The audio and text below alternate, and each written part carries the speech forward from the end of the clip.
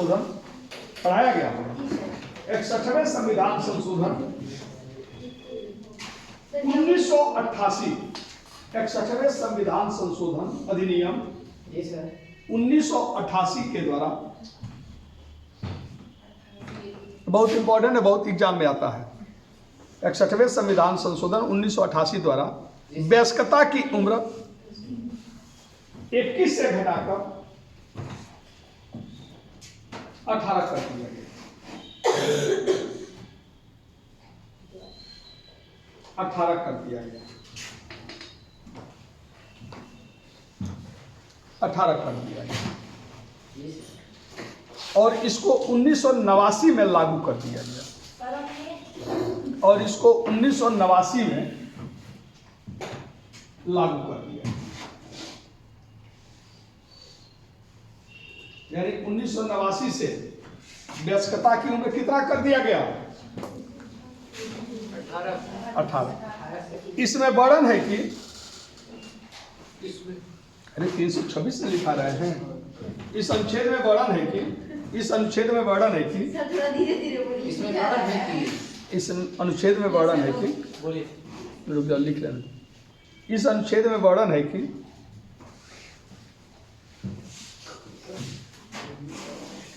जो 18 वर्ष की उम्र पूरा कर चुका, वर्तमान में यही है, जो 18 वर्ष की उम्र पूरा कर चुका हो,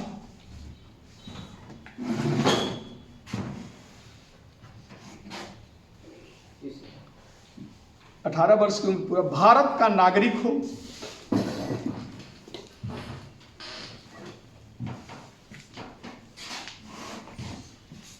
विधि के तहत विकृत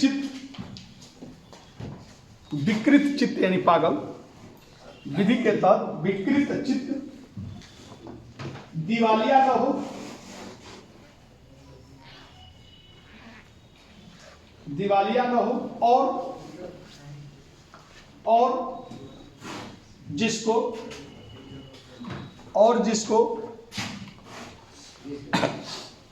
जिसको अपराध या भ्रष्टाचार के मामले में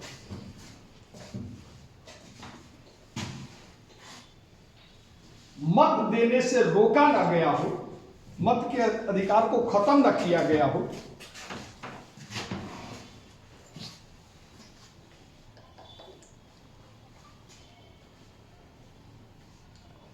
मताधिकार में रोका न गया हो,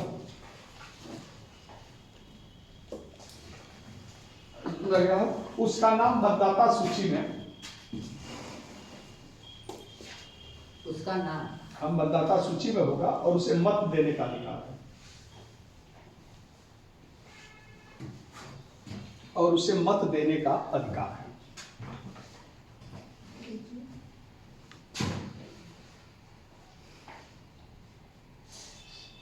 यानी अनुच्छेद 325 कहता है कि मत देने के अधिकार में किसी भी आधार पर भेदभाव नहीं किया जाएगा। ध्यान दीजिएगा, 325 से करता है कि मत देने में किसी भी आधार पर कोई भेदभाव नहीं है, सबको मत देने का अधिकार है, और ये देता है कि कौन मत दे सकता है।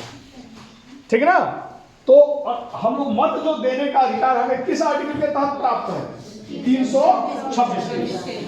326 के तहत हम लोगों को क्या देने का अधिकार दिया गया है? यानी यह एक संवैधानिक अधिकार है। हालांकि उसी में बना दिया गया, संसद ने कानून बनाया, अपराध में इतने में दोषी होगा तो उसको मत देने से क्या किया जा सकता है? वंचित भी किया जा सकता है। जिसको राष्ट्रद्रोह का अभियोग लागू हो गया, उसको मत देने का अधिकार क्या कर लिया जाता है? छीन लिया। ये संसद ने कानून बनाया, इसलिए ये विधिक अधिकार भी है। अनुच्छेद 327, अनुच्छेद 327 सर 325 को लिख ले, इसी में 25 लिखाया नहीं हो जी, कहाँ हो तुम? नहीं सर लिखाए हम 324 लिखाया और 325 लिखाया, 326 जो बोले हैं ना सर अभी लिखाए हैं, जो 326 में 326 में इसको लिख क्या उदाहरण का तौर पर क्या तो कुछ नहीं, रुक जाओ, क्या लिख ले? जो आप लिखवाए हैं वो 326 में ही लिखा है। उदाहरण को है, उदाहरण को लिख लें। कौन उदाहरण हम बताएं? 326 हमने एक ही चीज बोला है, जो लिखाना है वह जो बताया हूँ लिखा चुका हूँ कि 325 का राय विभेद नहीं किया जाए, वंचित नहीं किया, यानी सबके मत देने का अधिकार होगा। और 326 कह रहा है कि कौन मत देगा, यही ना हम बताए हैं जी। तो जो आपको मत देने का अधिकार मिला है वो लिखा है नहीं, व्यस्त मताधिकार का प्रावधान है। ये लोग जो 18 वर्ष से पूरा कर चुके हैं, जो भारत के नागरिक हैं, जो पागल दिवालिया न हो, जो भ्रष्टाचार या अपराध के मामले में मत देने से वंचित न किया गया हो, वो सभी लोग मत देंगे। तो मत देने का अधिकार किसमें है? किसमें है?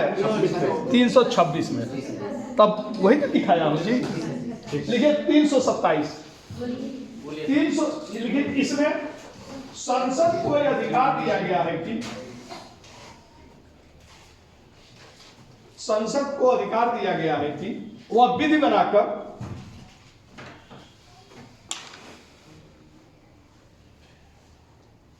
वह संसद को अधिकार दिया गया कि वह निर्वाचन आयोग के बारे में विधि बना सकता है। वह निर्वाचन आयोग के बारे में विधि का निर्माण कर सकता है। तो समय समय पर इसी के तहत संसद ने कानून बनाया है, विधि बना सकता है। अनुच्छेद 328 अनुच्छेद 328 में विधानसभा को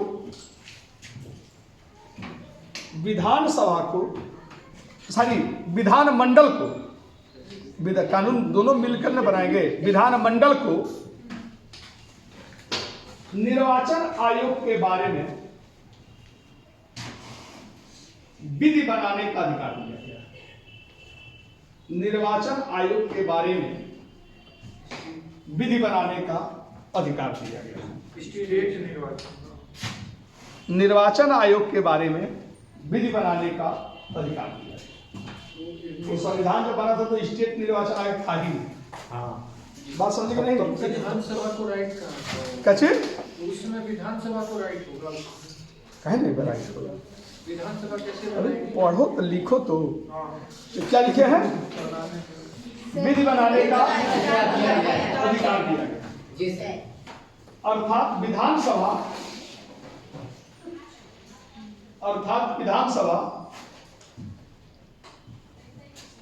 निर्वाचन आयोग के बारे में ऐसे विषयों पर कानून बना सकता है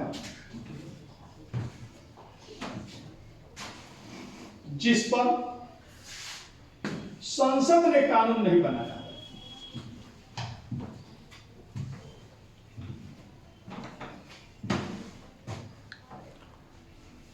और इसके द्वारा बनाया गया कानून जिस पर संसद ने कानून नहीं बनाया, और इसके द्वारा बनाया गया कानून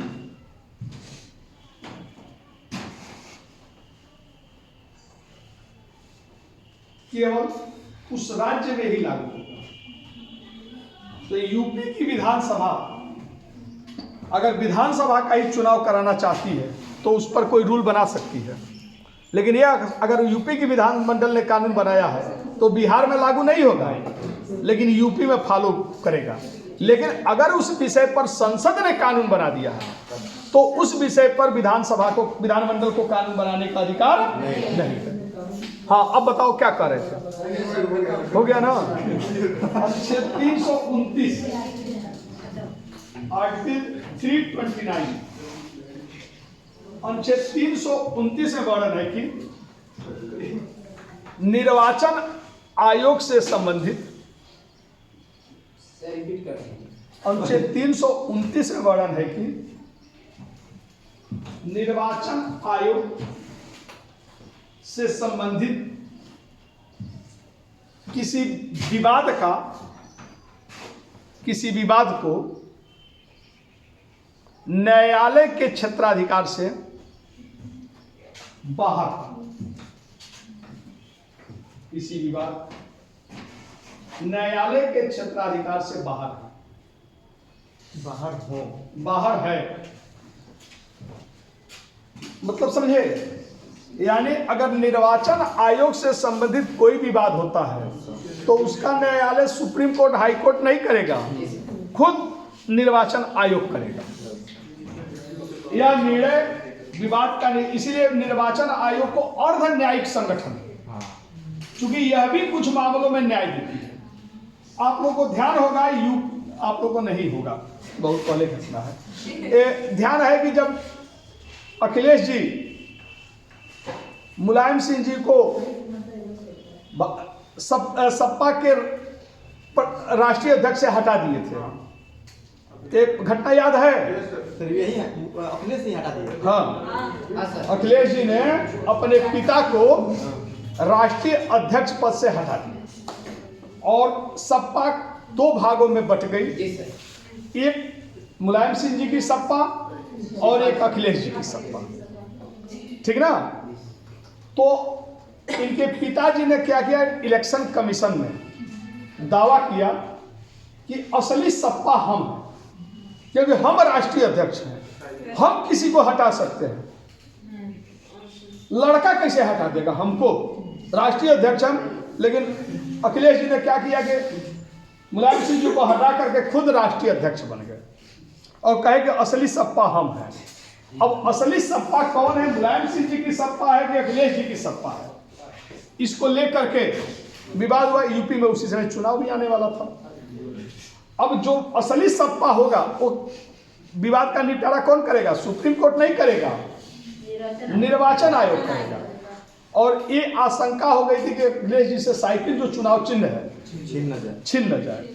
लेकिन अखिलेश जी चूंकि सीएम थे तो लगभग जितने पदाधिकारी थे वो सब अखिलेश जी के साथ मिल गए, जितने पुराने सांसद और विधायक थे वो सब अखिलेश जी के साथ मिल गए। तो असली सपा ये मानी। या अब बिहार में घटना घटी थी जो तेज प्रताप ने ऐसा नहीं किया था, जो चिराग जी हैं, चिराग पासवान और उनके चाचा पारस पासवान, चिराग पासवान को चाचा ने हटा दिया और लोजपा पर कब्जा कर लिया और लोजपा चिराग पासवान उनके चाचा के पास चले गए। जबकि लोजपा की स्थापना किसने किया? रामविलास पासवान जी ने किया था और रामविलास जी ने अपने लड़के को अपना उत्तराधिकारी बनाया था। लेकिन चाचा ने गणित कर दिया और असली लोजपा का मालिक हो गए, तो इन्होंने लोजपा रामविलास नाम रखा। आज जो चिराग पासवान जी के पास लोजपा है वो उसका नाम है लोजपा रामविलास। ये नई पार्टी है, उस मूल पार्टी को कब्जिया लिया कौन? चाचा। आप महाराष्ट्र का घटना तो आप लोगों के सामने की है कि महाराष्ट्र में शिवसेना, उद्धव ठाकरे, बाला साहब ने शिवसेना का गठन किया। उद्धव ठाकरे उनके बड़े लड़के हैं।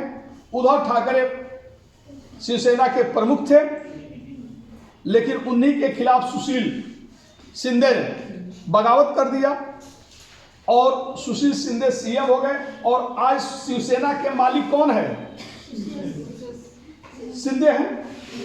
तो पार्टियों में जब विवाद होता है तो उन विवादों का निपटारा, असली पार्टी कौन है, अलग हुई पार्टी कौन है, ये विवाद अगर हुआ तो निर्धारण कौन करेगा?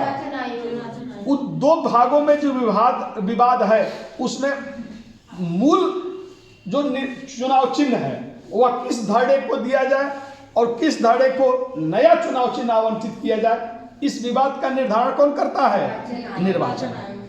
यहाँ पर सुप्रीम कोर्ट नहीं होता है। तो कुछ ऐसे निर्णय हैं, मुकदमे हैं, विवाद है जिस पर निपटारा न्यायालय नहीं करेगा, निर्वाचन आयोग करेगा। इसके बारे में निर्वाचन आयोग को अधिकार कौन आर्टिकल देता है? 329। तो ये है आपका अनुच्छेद 324 से 300। क्लियर? नीचे लिखिए। भारत में, हाँ नीचे लिखिए, भारत में पहले निर्वाचन आयोग एक सदस्यीय था। भारत में पहले निर्वाचन आयोग एक सदस्यीय था।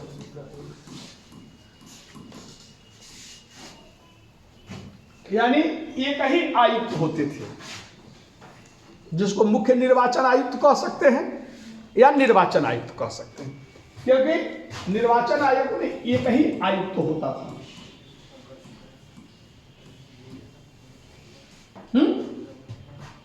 लेकिन 1989 में 16 अक्टूबर 1989 में एक मुख्य निर्वाचन आयुक्त लिखे, किंतु 16 अक्टूबर 1989 को एक मुख्य निर्वाचन आयुक्त और 2 अन्य आयुक्त के गठन का प्रावधान कर दिया। एक मुख्य निर्वाचन आयुक्त और 2 अन्य आयुक्त के गठन का प्रावधान कर दिया गया। यानी पहली बार 1989 में निर्वाचन आयुक्त क्या हो गया?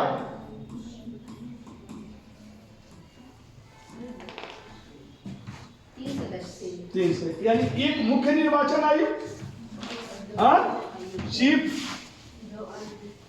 चीफ इलेक्शन कमीशन CEC और 2 इलेक्शन कमीशन। तो और एक यानी कितना हो गया? 3। एक कब हुआ? 1989। क्यों हुआ? अच्छा, इसकी घोषणा करने वाला, इसका अध्यादेश कौन जारी कर, सूचना कौन जारी करता है? निर्वाचन आयुक्त एक सदस्यीय रहेगा या बहुसदस्यीय रहेगा, इसके अधिसूचना कौन जारी करता है? राष्ट्रपति को पावर है। तो राष्ट्रपति ने 16 अक्टूबर 1989 को अधिसूचना जारी करके एक मुख्य निर्वाचन आयुक्त और 2 अन्य आयुक्त लिखिए, नीचे लिखिए। राष्ट्रपति को अधिकार है कि वह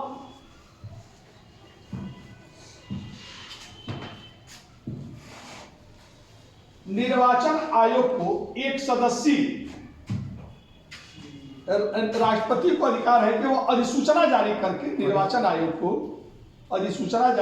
निर्वाचन आयोग को एक सदस्यीय या बहुसदस्यीय बना सकता है।